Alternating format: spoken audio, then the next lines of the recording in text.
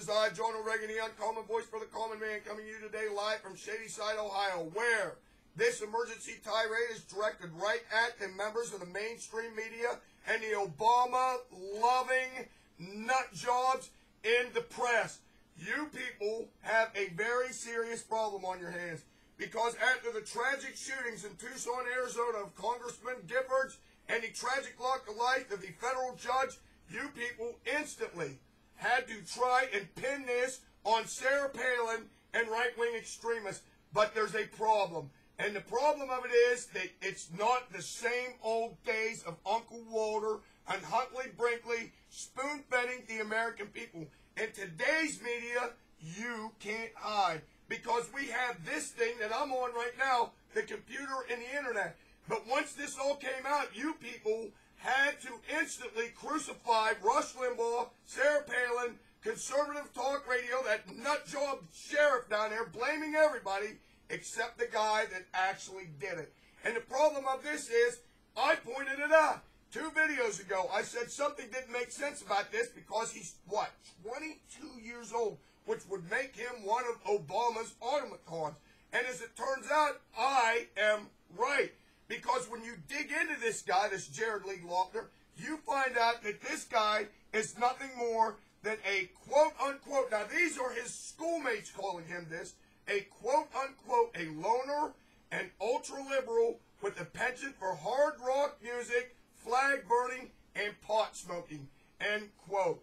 Now, does that sound like a right-wing extremist to you? Remember, this guy had been stalking Giffords for forever, long before Sarah Palin and the Tea Party were even a glint in anybody's eye. And this guy was stalking this poor woman. But it goes further than that. Laughner's heroes are people by the name of communist dictator Hugo Chavez, Che Guevara, you know, the communist activist, the Latin American communist activist. How about the American socialist revolutionary Saul Lewinsky? These are this guy's heroes. Now you say, okay, well, the guy's insane. Well, we all know he's insane, but insane people have political leanings too. But it just doesn't fit the mantra of a right-wing extremist. In fact, the press's problem with this whole thing, or your problem with this, you damn bastards in the media, is it turns out he's one of you. He's not one of us. He's one of you. And now you're getting caught running around trying to explain this to the American people by trying to point out every act of violence that you can that right-wing extremists are involved in, like throwing rocks through Democrat office buildings and stuff like that. It's endless. But that's what they have to do, because they know they have been caught with eggs on their face. And this guy, you know what his political readings are? What he likes to read?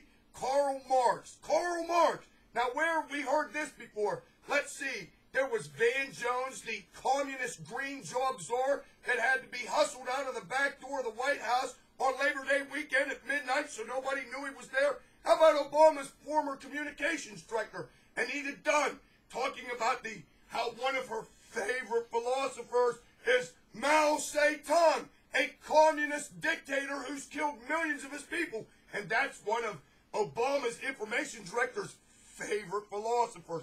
And you're going to try and pin this on us? You're out of your left-wing mind. And I'm not going to stand for it anymore, because you're nothing but a bunch of damn hypocrites, that's why. And I'm going to go a step further. If you think you're going to use this to take away the Second Amendment rights and quash free speech and get rid of Fox News, you're out of your mind, because we're not going to let you get away with it, because we know that is exactly what you plan to do, and turn this tragic event into nothing but politics and trying to force your damn socialist agenda on us, and we aren't going to stand for it, because you can run, but you can't hide. And now the truth about this guy's coming out.